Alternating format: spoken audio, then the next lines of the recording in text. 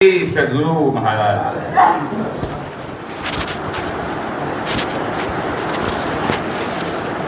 बोलिए प्रेम से श्री सद्गुरु महाराज की जय। अखंडानंद बोधाय शिष्य संताप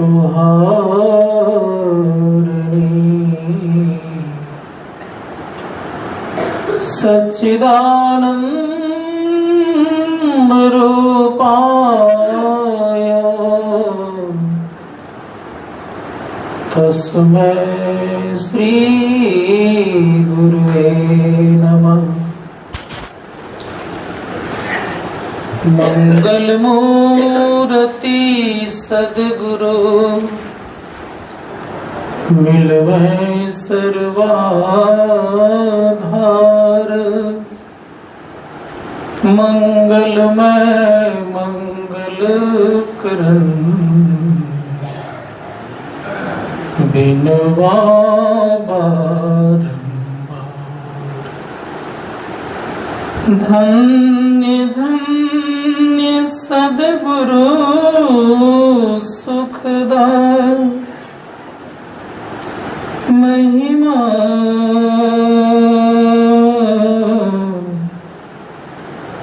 कही न जाए। जो कछु कहूँ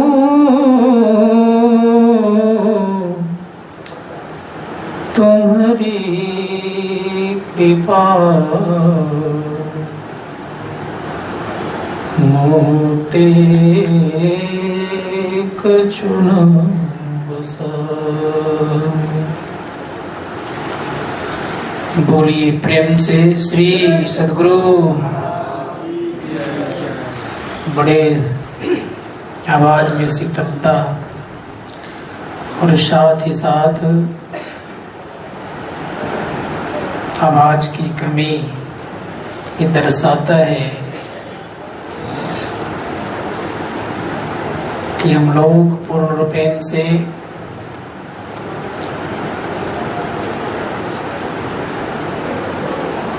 संत मत की साधना और बढ़ता तो अच्छा रहता।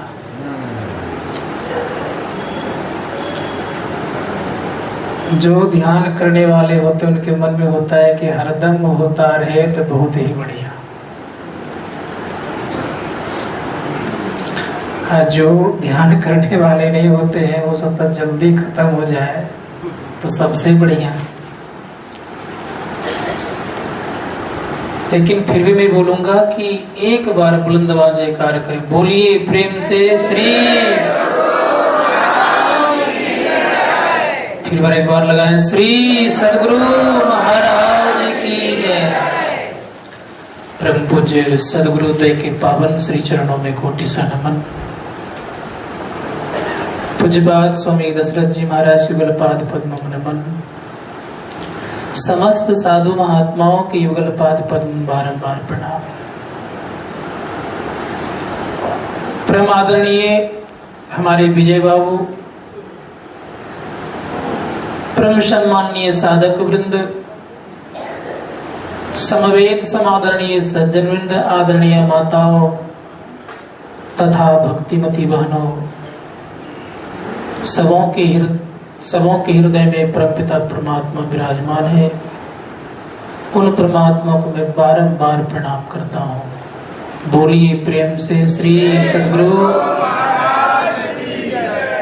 अभी आप लोगों ने बहुत देर से सबके मुख से सुन रहे थे मेरा नाम कि शिवनारायण बाबा ने यहाँ पर ये कार्यक्रम करवाया। लेकिन सुन सुन करके मुझे जो खुशी होती वो खुशी नहीं है। जब कभी मेरा कोई नाम लेता है तो लगता है मेरे ऊपर कोई बिच्छू का प्रहार करवा रहा है। मैं नाम का भूखा न कभी रहा न रहने वाला हूं। लेकिन ये सफलता संत मत सत्संग परिवार का है, मेरा नहीं। ये कार्यक्रम सदगुरु महाराज के परिवार का है, मेरा नहीं है। अगर उस परिवार में मैं भी हूं तो मेरा भी है। ये मत समझेंगे कि मैंने इस आयोजन को किया। अगर सच्ची बात मैं अपने हृदय से कहूं तो मेरे पास तो करने के लिए कुछ भी नहीं है।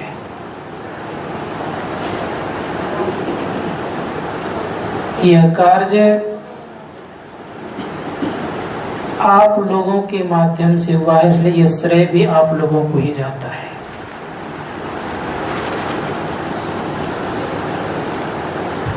इस कार्यक्रम में जिस किसी प्रकार से लोगों की भूमिका बनी है वो मेरे लिए वंदनीय है और सादर आदरणीय है।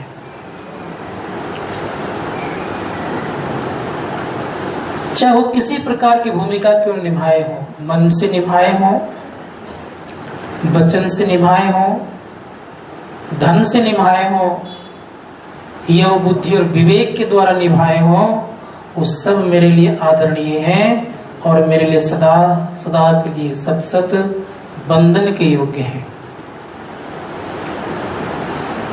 आप लोगों को देख करके मैं हर्षित अवश्य हूं, लेकिन जब कभी कभी मेरा नाम लेते हैं कि सिमरन बाबा ने किया तो लगता है कि मैं कहां अपने आप को पा रहा हूं। पता चलता यह है कि आप लोग मुझे अलग करना चाहते हैं और मैं आप लोगों से अलग होना नहीं चाहता हूं। अगर ये बात मन में रखे हैं कि मैं इनको अलग होने नहीं दूंगा तो मेरा श्रेय ना दे करके परम पूज्य गुरुदेव को श्रेय देंगे तो मुझे अत्यंत हर्ष और खुशी होगी। मुझे बहुत सुख लगेगा कि वास्तव में ये संत मत का परिवार है। अगर हर हकीकत हम आप देखेंगे तो आप लोगों का सब कुछ लगा है, मेरा क्या लगा? कुछ लाया है मैंने तो कभी जीवन में अपने लिए कुछ किया ही नहीं है। ना मैंने अपने जिंदगी में कुछ रखा है। ये सब कुछ आपका है और आपको ही केवल एक चतुराई के साथ कहा जब परोस कर रख दिया है, इसीलिए आप मेरा नाम ले रहे हैं। है तो आपका, लेकिन समझदार समझते हैं कि मेरा ही वस्तु, मेरे ही वस्तु को मेरे सामने रख देता है तो ये अपना कह रहा है, लेकिन मैं एक ऐसा व्यक्ति नहीं हूं। मैं कहता हूं ये आपका है। जैसे हमारे यहाँ रसोईया है, आपके वस्तु को बड़े प्रेम से बना करके परोस के खिला देते हैं तो क्या कहते हैं? रसोईया बड़ा सुंदर है, ये कहते हैं। ठीक उसी प्रकार से ये सारी वस्तुएं, जितनी मैनेजमेंट, जितनी व्यवस्थाएं, जितनी आस्थाएं, ये सब कुछ आपके हैं। केवल इस चीज को थोड़ा सा आगे बढ़ाने का काम ये तमाम साधु महात्माओं ने किया है और आप लोगों ने किया है। उसमें थोड़ा सा मैंने एक तरह से कहा जाए कि जिस प्रकार से खुशबू सदैव फूल की निकल रही है, उसमें मैंने केवल इतना सा किया है कि हल्का सा फूंक लगा दिया है, जिस कारण से आप लोगों के तक पहुंच रहा है और कुछ नहीं किया है। श्री सद्गुरु महाराज की जय। इसलिए मैं नम्रता पूर्वक कहता हूं और हाथ जोड़ के कहता हूं कि कार्यक्रम को मैंने नहीं, इस कार्यक्रम को सद्गुरु महाराज ने सफलता पूर्वक निर्वाहन किया, उनके देख रेख में हुआ और आप लोगों की भागीदारी के द्वारा हुआ, ना कि मेरे द्वारा हुआ है।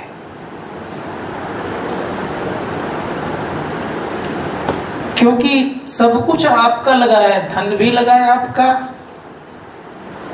जन भी लगा है आपका, मेहनत भी लगा है आपका, और साथ ही साथ आप लोगों ने तन मन धन के साथ बुद्धि विवेक भी लगाया है, मैंने तो कुछ भी नहीं लगाया है, इसलिए मेरा होगा कैसे ये। लेकिन मैं इतना जरूर किया हूं अवश्य, गुरु महाराज से प्रार्थना किया हूं कि हे पूज्य गुरुदेव ये सफलता पूर्वक हो जाए, यही तो मेरा कुछ लगा है, जो भी लगा है, और कुछ मैंने किया है। क्योंकि न मैं कमाने जाता हूं, न मेरे पास कोई नौकरी व्यापार इत्यादि है, न फैक्ट्री इत्यादि लगा हुआ है। इसीलिए यह श्रेय किसको जाएगा? जिनके पास सब कुछ है, धन भी है, परिजन भी है, समाज भी है, उनके लिए ये सब चीज है। ये सब कराने वाले आप लोग, फिर बुरा रहा है, कराने वाले आप लोग, श्रेय भी आप लोगों को प्राप्त होता है। इस भागीता में बहुत सारे लोगों ने हाथ बटाए हैं, सब कोई ने कुछ न कुछ इसके पूर्णता के लिए, इसकी सफलता के लिए सब लोगों ने कुछ न कुछ हाथ बटाए हैं। जैसे भगवान श्री राम का ये सेतु बंद जब बन रहा था, बड़े बड़े हनुमान सब बड़े बड़े पत्थर को उठा रहे थे, सब कोई पत्थर उठा रहे थे, तो उसमें एक गिलहरी थी, वो भी अपने को बालू में लपेट करके वहां देने का काम करते थे। तो आप लोगों ने बड़ा बड़ा कार्य उठाया है, लेकिन गिलहरी रूप में मैंने थोड़ा सा लिपट करके उस समुद्र पर देने को जो काम किया है, इतना ही काम किया और कुछ नहीं किया है। पत्थर उठाने वाला तो आप लोग हैं, और नल नील के तरह राम लिख करके तैराने वाले भी आपकी भावना है। अगर आपकी भावना मजबूत नहीं होगी तो हमारे ऐसे गिलहरी से सेतु बंद नहीं सकता। इसलिए मैं पुनः दोहरा रहा हूं कि अगर इस कार्य को अक्षुण्ण रूप से चलने देना चाहते हैं, प्रत्येक वर्ष हो, तो एक बार अगर आप लोग मनोयोग पूर्वक हाथ उठा कहेंगे कि अगला बार भी इसी तरह का हो, तो मुझे बड़ी प्रसन्नता और खुशी होगी। बोलिए। तो मैं घोषणा करता हूं यहां से कि अगला बार द्वारकाधीश में होगा। सबको स्वीकार है? बोलिए प्रेम से श्री सदगुरु महाराज की जय। अगर आप लोग सब कोई वहां चलेंगे तो मैं मुझे बड़ी प्रसन्नता होगी। अगला बार बोलेंगे नहीं आप लोग? अगला बार हम लोग को द्वारकाधीश चलना है, और द्वारकाधीश से निर्णय और विनती करना है कि इस कार्य को सफलतापूर्वक बनाए। संत महात्मा गण कहते हैं कि हम लोग इसी प्रकार से कार्यक्रम को बढ़ाते रहेंगे। मन में किसी प्रकार की वैमनस्यता और भावना किसी तरह से मेरे द्वारा अगर किसी को दुख पहुंचा हो,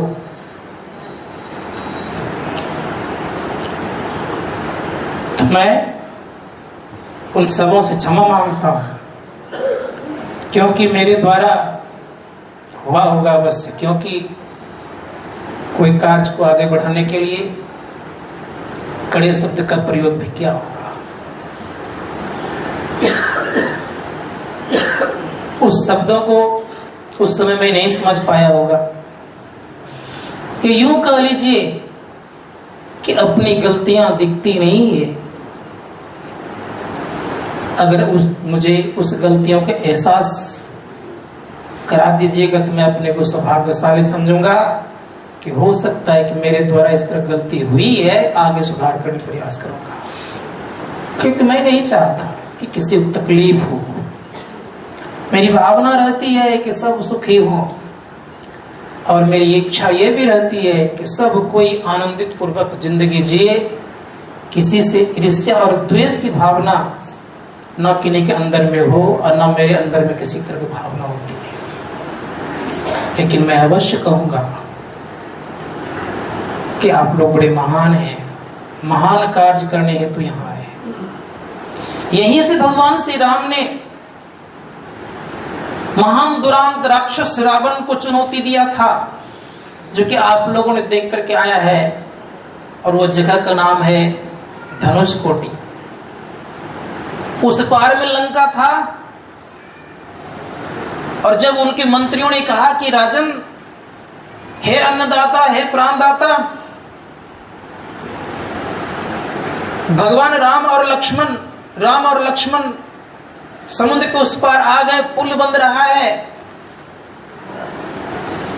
रावण कहता है वो वनवासी राम क्या कर सकेगा मेरा? वन में भटकने वाला वो क्या बिगाड़ सकता है?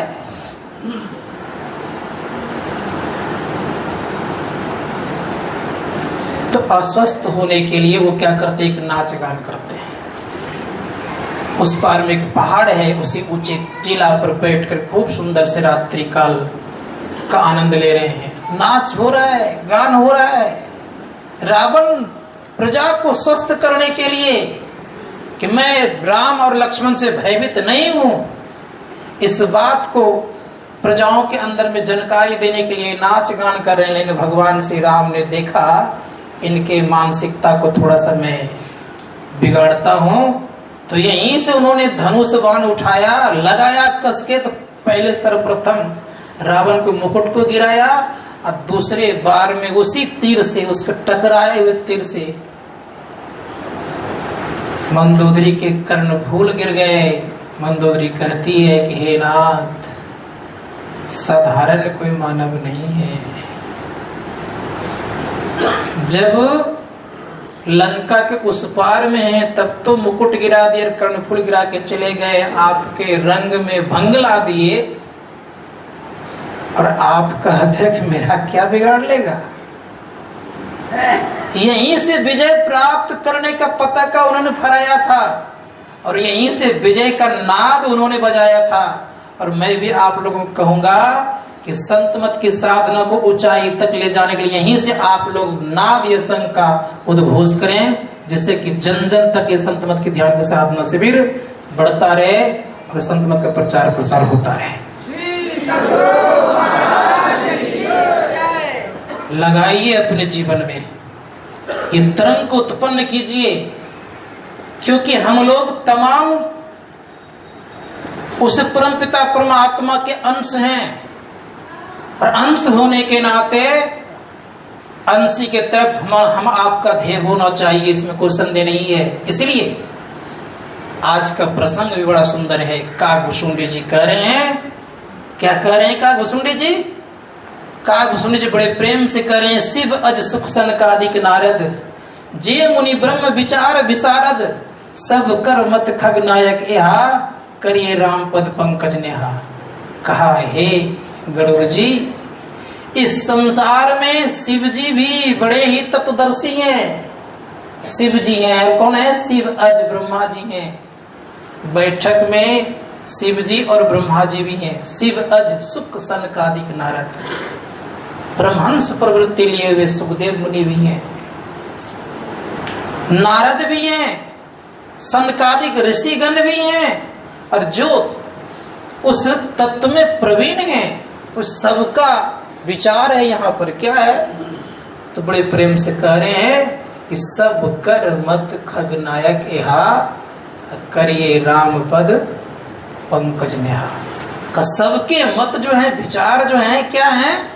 राम के चरणों में प्रेम करना चाहिए।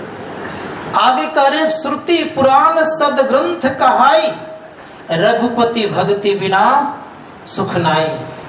कह रहे बड़े प्रेम से कि श्रुति नाम है वेद का, और पुराण तो जानते ही हैं का वेद और पुराण कहते हैं कि रघुपति बिना, रघुपति की भक्ति बिना सुख नहीं है। इसलिए सुख चाहते हैं तो रघुपति की भक्ति करनी पड़ेगी। संत कहते हैं सुख में एक विशेष सुख प्राप्त करने के लिए रघुपति की भक्ति बड़ी आवश्यकता है। तो ये रघुपति की भक्ति को बढ़ाने के लिए, जन जन तक संत मत के ज्ञान को पहुंचाने के लिए आप लोगों ने तन मन धन से सहयोग किया है। इसीलिए प्रथम दिन का जो खान पान का विचार रखा गया था वो आदरणीय अर्थात आदरणीय श्रीमती सुधा रानी जी यानी का था। खाना पीना और रहना उनके तरफ से था। दूसरे दिन अन्य लोगों की तरफ से था, लेकिन तीसरे और चौथे दिन भी ये भी हम आप जानते हैं।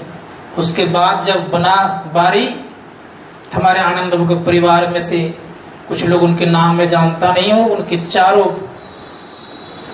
बहनों ने तीसरे दिन का कार्यक्रम रखा था, और ये भी हम आप जानते हैं कि उनके तरफ से भी खाना पीना रहने की व्यवस्था थी।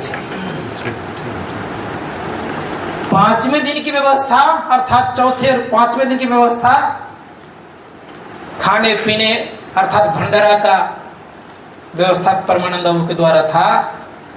और छठा दिन और सातवां दिन तो सब मिल करके, जिसमें से हिल्ली अर्थात बंगला देश के बॉर्डर से, बंगाल से आए हुए थे श्रीमती रानी अग्रवाल और कुसुम अग्रवाल, उनके द्वारा आज का भंडारा हुआ। और सब कोई उसमें कई जगह से मिला करके इस आयोजन को रखा गया था। तो मैं कहना ये चाहता हूं, सबका सहयोग इसमें है, सबने कुछ न कुछ दिया है। लेकिन मुख्य रूप से जिन्होंने एक एक दिन का कार्यक्रम लिया था उनका मैंने नाम लिया, लेकिन सबने कुछ न कुछ दिया है। उसमें केवल मैं बचा हुआ, मैंने कुछ नहीं दिया है। सबने दिया है लेकिन मैंने कुछ नहीं दिया है। मैंने आप लोगों का खाया है, इसीलिए मैं आप लोगों का ऋणी भी हूं। मैं आप लोगों का ऋण नहीं उतार सकता, इसीलिए इस ऋण को और चढ़वाना चाहते हैं तो मैं कहूंगा आगे द्वारिकाधीश का इंतजाम करना प्रारंभ कर दीजिए। मैं आपका ऋण खाते रहूंगा। आगे का कार्यक्रम द्वारिकाधीश में होगा, उसमें तन मन धन से आप लोग सहयोग करेंगे। ऐसा नहीं किसी के मन में अगर किसी प्रकार से हुआ होगा तकलीफ, तो बार बार मैं दोहराता हूं कि मैं उसके लिए क्षमा प्रार्थी हूं, क्योंकि मैंने आप लोगों को खबर किया है कि आपको चलना है। तो सब गुरु महाराज के परिवार हैं, तो आपस में सबको अपना चल करके मान करके चलना पड़ेगा। जानते हैं कि एक जगह रहने पर कुछ बर्तन भले वो बोलने वाला बर्तन नहीं हो, वो भी ढन मनाता है, उसमें भी आवाजें होती है। अलग अलग जगह से बर्तन रूपी परिवार आए हुए हैं, तो कुछ न कुछ तो होगा। इसलिए उस कुछ न कुछ को भूल करके पुनः अपने विचारों को आगे बढ़ाने की कृपा करेंगे तो मुझे बड़ी प्रसन्नता होगी। तो बड़े प्रेम से कह रहे, देखिए विचार भी कितना सुंदर आज का है। सब कोई बैठ करके विचार करके कह रहे हैं, क्या कह रहे हैं कि राम के चरणों में प्रेम कीजिए। तत्वदर्शियों का विचार है। तब आगे क्या कहते हैं, अगर राम के चरणों में प्रेम नहीं करेंगे और को उपाय से आप चाहेंगे सुख पाना तो संभव नहीं है। तो कहा कमठ पीठ जाम ही बरुबारा, अब बंध्या सुत बरु काहू मारा। फूल ही नव बरु बहु विधि फूला, अजीब न लह सुख हरि प्रतिकूला। कह रहे गोस्वामी जी महाराज, ये वचन है का घुसुंडी जी का। कहा कछुए के पीठ पर बाल जम आवे, बांझ का बेटा किसी को मार डाले, लेकिन ये मैं निश्चित कहता हूं कि जब तक कोई हरि का भजन नहीं करेगा, परमात्मा का भजन नहीं करेगा, तब तक उनको उस शाश्वत सुख की प्राप्ति नहीं होगी। इसलिए कह रहे हैं कि आकाश में नाना प्रकार का फूल खिल जाए। आकाश में फूल खिलता नहीं है, बिना धरती से कोई भी पौधा लगने वाला नहीं है। लेकिन कहा मान लिया जाए मिट्टी का अंश लिए बगैर कहीं भी आप पौधा नहीं लगा सकते। कहा मान लिया जाए आकाश में नाना प्रकार का फूल खिल जाए, लेकिन राम का भजन किए बिना कहीं का कल्याण संभव नहीं है। इसीलिए हम लोग राम के ईश्वर के धाम में आए हुए सत्संग करने के लिए, इसका नाम रामेश्वरम पड़ा है। यहीं से भगवान श्री राम को आशीर्वाद मिला, भगवान शिव जी के द्वारा कि आप रावण पर विजय प्राप्त करें और सीता का उद्धार करें। भगवान राम कहते बड़े प्रेम से कि हे प्रभु, आपने तो रावण को अपने गोद में बैठा कर रखा और आपका अनन्य भक्त है, कैसे मार सकता हूं उसको। भगवान श्री राम के इस वचनों को सुनकर कहते हैं भगवान शिव जी कि रावण को मैंने बहुत समझाया, बहुत बुझाया, लेकिन वो हठ ही मेरी बात को समझा नहीं, अपना हट रखा। इसी कारण से मैं उनके अब पूजा पाठ से प्रसन्न नहीं हूं। वो कितनों अब मुझे मनाने का प्रयास करेगा, जब मेरी बात ही नहीं रखेंगे तो फिर उनसे मैं मनाया कैसे जाऊंगा। इसलिए आप मेरी जो पूजा कर रहे हैं, मैं आप पर प्रसन्न हूं, आप उसका उद्धार करें और सीता को मुक्त करें। तो आप सोच सकते हैं कि यहीं से विजय का रथ भगवान श्री राम का चला, और यहीं से समझ लीजिए भगवान काल मरे की शुरुआत हो गई। किनकी? राम की। अगर रावण को नहीं मारता तो भगवान राम को कोई भगवान राम नहीं कहता, क्योंकि रावण को मारने पर ही भगवान राम कहलाए। उसके पहले तो उन्होंने बहुत कुछ किया। कंस को नहीं मारता तो कृष्ण भगवान नहीं कहलाते। उसी प्रकार से याद रखिएगा, हम आप भी अपने अंदर की दुष्टता को नहीं मारेंगे, उस संतप्त गति की तरफ नहीं बढ़ सकते हैं। इसलिए अपनी दुष्टता को मारने के लिए आपको यहीं से, अर्थात राम के ईश्वर से ही, राम के चरणों की प्रीति से ही आगे बढ़ना पड़ेगा। दूसरा कोई उपाय संसार में नहीं है। इस कार्यक्रम में नाना प्रकार के लोगों ने, सबने सहयोग किया, जिसमें सराहनीय कार्य आदरणीय हमारे अरुण चौधरी साहब का रहा। मैं वहां से चिंतित था, कुछ जगह तो कुछ मिलता नहीं है, कहां सारी व्यवस्थाएं होगी, कैसे क्या करूंगा। चिंतित था, गुरु महाराज के सामने खड़ा था। महर्षि में आश्रम धनबाद में जो है, वहां गुरु महाराज का चित्र लगा, उसी सामने में चिंतित था कि कैसे क्या होगा। बोल तो दिया हूं, कुछ मिलने को वहां है नहीं। ठीक जैसे मैं चिंतित था, उसी समय इनका अपने आप फोन आया कि बाबा, स्वामी जी बोलते थे मुझे, स्वामी जी बोलते अभी भी हैं, स्वामी जी अपना एक मदुरई में अपने ही समाज का एक अच्छा कारोबार करते हैं, वे गल्ला काम करते हैं, उनसे सारी सामग्री ली जाए। मैंने इनसे कहा, शुरू कर दिया। उन्होंने कहा मुझे लिस्ट दीजिए। उसी रात्रि काल में मैंने क्या किया, दिन था कि रात था, याद नहीं ठीक से आ रही है। उसी समय मैंने क्या किया, आदरणीय सुधा भाई को फोन लगाया कि आपका जो रसोईया दिनेश जी है, उनसे कहीं लिस्ट देगा। रात हो गई, अब तो सो गए होंगे लगभग।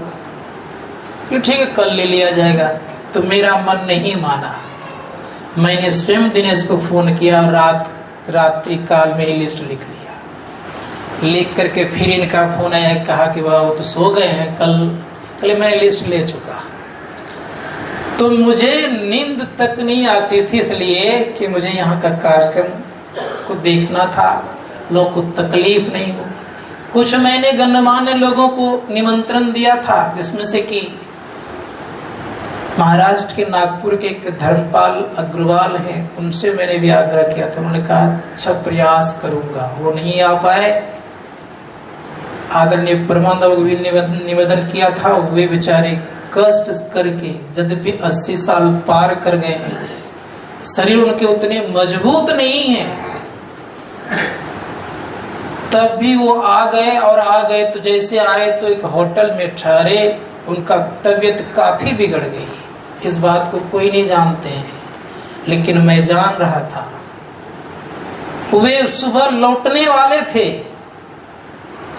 सब परिवार लौटने वाले थे। आए रात्रि काल में, मुझे कहता लगता है कि पिताजी यहाँ संभव नहीं कर पाएंगे। मैंने कहा बात क्या है, कहा कि बहुत तबीयत बिगड़ गई है उनकी। रात्रि काल के 12-1 बजे तक मैं जगा रहा।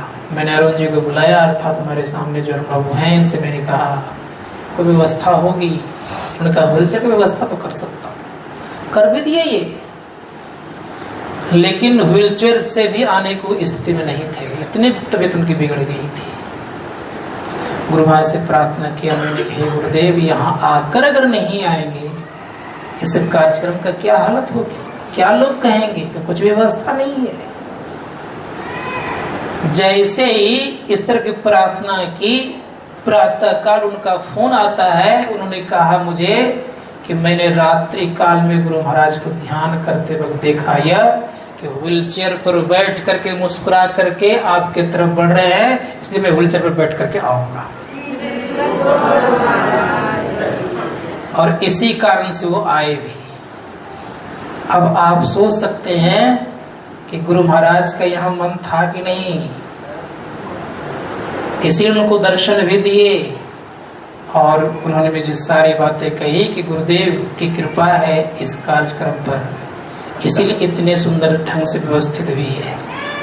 तो मैं कहना यह चाह रहा था कि जब आप राम के चरणों में प्रीति करेंगे तो एक एक बात आपके सुनेंगे, इसीलिए सुनाने वाले चाहिए, जिनके हजारों कान होते उनको सुनने में देर नहीं लगती, लेकिन वहां तक आवाज पहुंचाने वाले चाहिए। अगर आवाज पहुंचा दीजिएगा तो निश्चित ही सुनने में देर नहीं करेंगे, पहुंचाने वाला होना चाहिए। और जैसे आप लोगों की प्रार्थना गुरुदेव ने सुन लिया, और इसी कारण से आप देख लीजिए, यद्यपि सब दिन लगभग हमारे स्वामी जी कह रहे थे कि हवा इधर बहती 3 दिन से लगातार, लेकिन ऐसी व्यवस्था हो गई कि इधर हवा बह रही है, जाइए किनारे में कितनी बदबू आती है, अभी भी कितने परेशान लोग होते हैं, लेकिन इधर कोई तरह की परेशानी नहीं हुई। तो मतलब ये गुरु महाराज की असीम कृपा है। इसीलिए मैं कहूंगा भक्ति कीजिए, मन लगा कीजिए। भक्ति करने वाले के जीवन में हर एक तरह का मुराद पूरी हो जाती है, और संसार की वस्तुएं की पूर्ति तो होती ही है, क्योंकि गुरु महाराज ने स्पष्ट खोल के कहा है कि चलते हुए व्यक्ति को कोई दुख नहीं होता। उदाहरण देता हूं मैं आपको अच्छी तरह से, जो भक्ति के पथ पर चलते हैं उनको सब कुछ मिलता है। संत सदगुरु महर्षि मई परमान जी महाराज यद्यपि जिमींदार के पुत्र थे, एकलौता पुत्र होते हुए भी सब कुछ का परित्याग उन्होंने किया, और जब घर से निकला तो केवल एक लंगोटी उनके पास थी। और इस बात को सदैव याद रखिएगा, आज भारतवर्ष में ही नहीं विदेशों में भी इनके लिए रहने का प्रबंध है, अर्थात इनका आश्रम है। तो उसी प्रकार से याद रखिएगा, जब भक्त भगवान को याद करते हैं तो भगवान उस पथ पर चलने के लिए उनको सारी वस्तुएं का प्रबंध करा देते हैं, क्योंकि हमारे भक्तों को कष्ट नहीं हो। उदाहरण रूप में एक देता हूं, तुलसीदास जी महाराज जब भक्ति पथ पर चले तो नाना प्रकार के लोग कष्ट दे रहे थे, लेकिन मैं बताऊं आप लोगों को कि हनुमान जी उनके पग पग पर रक्षा कर रहे थे, क्योंकि बाह्य तत्व वाले उनको कष्ट ना दे सके। तो आप ये मत समझिएगा कि आप जो यहाँ आए हैं गुरु महाराज की कृपा नहीं है, सो बात नहीं है, कृपा के बदौलत आए हैं। नहीं तो बहुतों का फोन आया था मेरे पास कि बाबा मुझे भी जाने की अनुमति दीजिए, लेकिन मैंने सबको अनुमति नहीं दे पाया। शायद लगता है इनकी कृपा नहीं थी उनके ऊपर, इसीलिए मैंने उनको अनुमति नहीं दे पाया। लेकिन लास्ट में भी जिन्होंने फोन किया बड़े प्रेम से, उनको मैंने कहा हाँ चलिए देखा जाएगा, लेकिन आ गए। जिनका टिकट भी नहीं बना हुआ तो उनका भी प्रबंध गुरु महाराज ने कर दिए, इसलिए उनके ऊपर कृपा थी, इसीलिए वो आ गए। तो ये मत समझिए कि इस शिविर में केवल शिव नारायण का आग्रह है, सो बात नहीं है। अवश्य गुरु महाराज की महती कृपा है, इसलिए आप लोग यहाँ तक आए हैं। मैंने ये देखा, हमारे आदरणीय राजेंद्र बाबू हैं, बोल रहे थे 2 दिन पहले, बाबा लगता है जा पाऊंगा न पाऊंगा कहना मुश्किल है। क्यों बोल रहे थे? इनके परिवार थोड़े से अस्वस्थ रहते हैं, का पता नहीं जा पाऊंगा पता नहीं। जिस दिन यहाँ आए उस दिन भी इनका चेहरा कुछ उदास था। मैंने क्या बात है उदास आपने?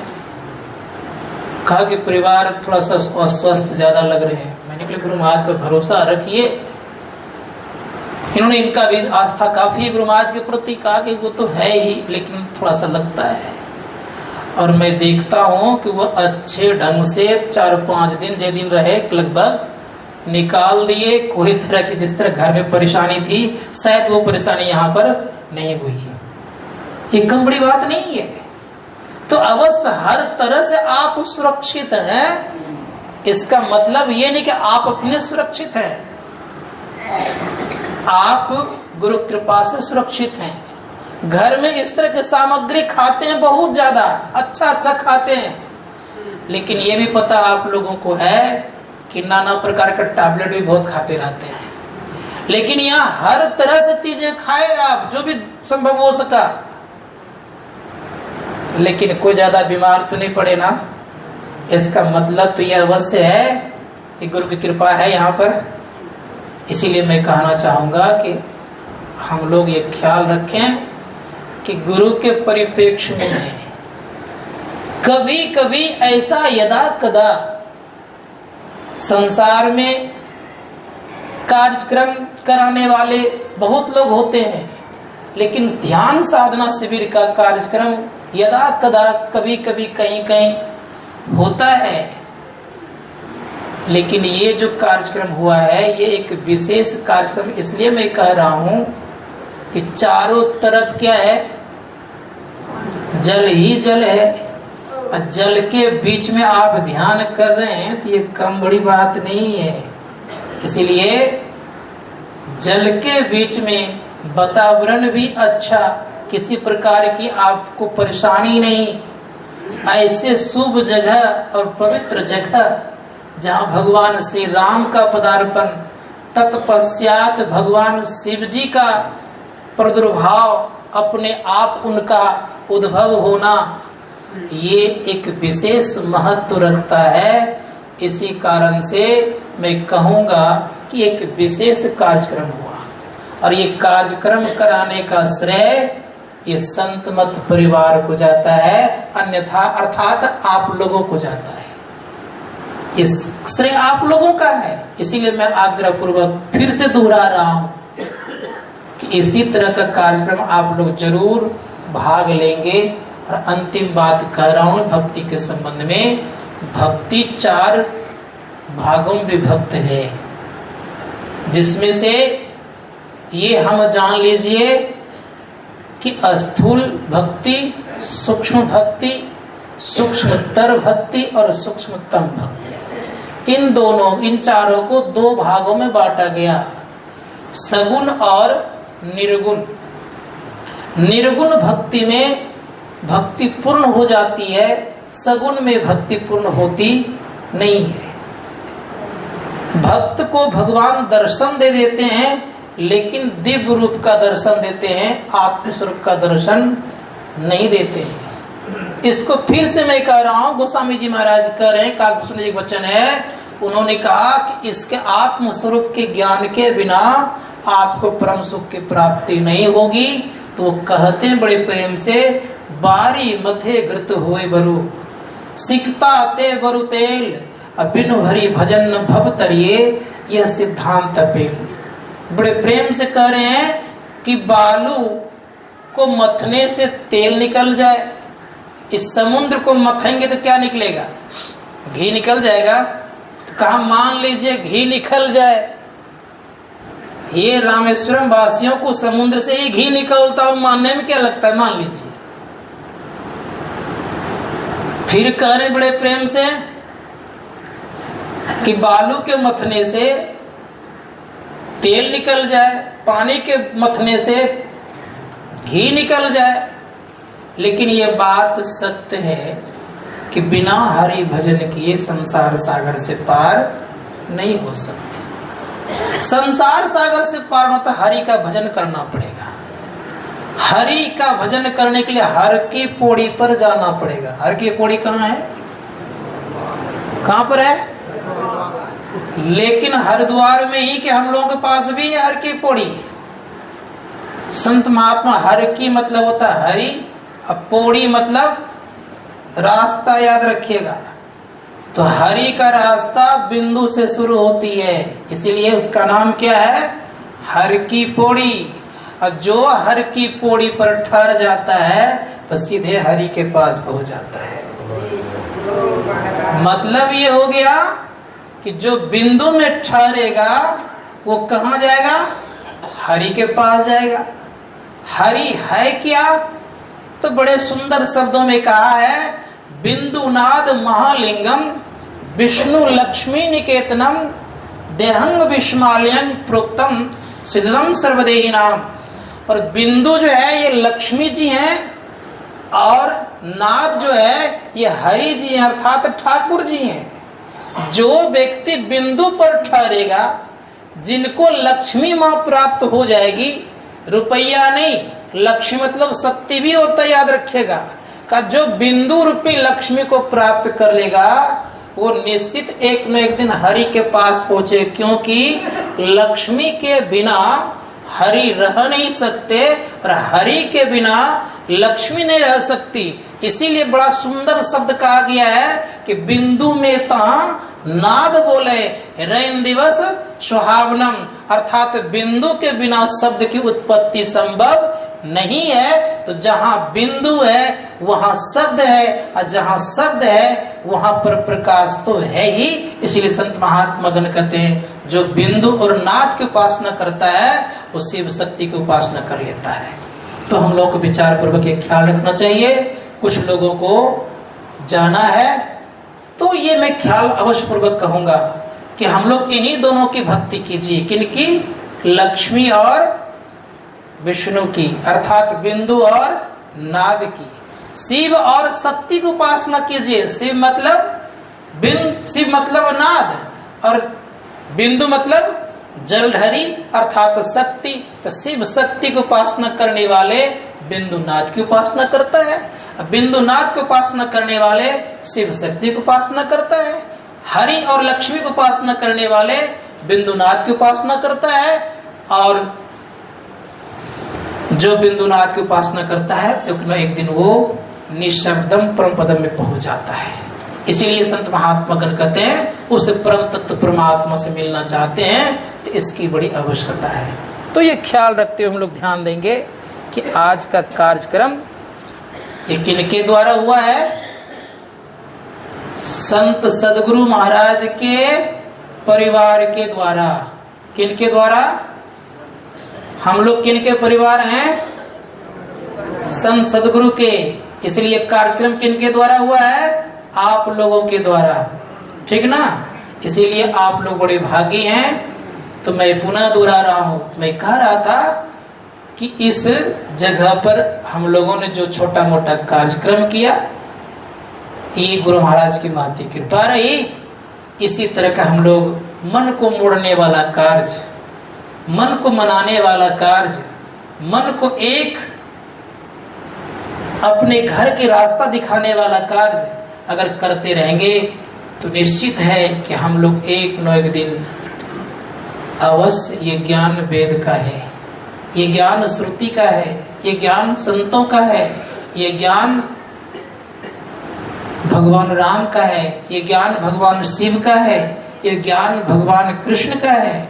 इसीलिए इस ज्ञान को जन जन तक पहुंचाने का काम जो करते हैं हम लोग बड़े भाग्यशाली हैं। तो विशेष आज कहने के लिए नहीं है, पुनः मैं दोहरा रहा हूं कि आप लोग बड़े भाग्यशाली हैं। जिस किसी तरह से मन से, वचन से, तन से, बुद्धि विवेक से, जिस किसी प्रकार से आपने इस कार्यक्रम में सहयोग किया है वे सब भाग्यशाली हैं और सराहनीय योग्य है। इसलिए आप लोगों को बारंबार मेरा प्रणाम है और निवेदन है कि आगे का कार्यक्रम जो होगा मैं यहीं से घोषणा कर देता हूं कि वहां पर द्वारकाधीश जी को 56 प्रकार का भोग लगता था, तो वहां पर अवश्य हमारे गुरु महाराज को 56 प्रकार का भोग लगेगा, इसमें कोई संदेह नहीं है। उस 56 प्रकार के भोग लगाने में आप लोग भी हाथ बटाएंगे तभी आगे बढ़ेगा कार्यक्रम। बोलिए प्रेम से श्री सदगुरु महाराज की जय। विशेष रूप से हमारे कुछ चीजें लोगों को जाना है, कितने कितने बजे गाड़ियां हैं।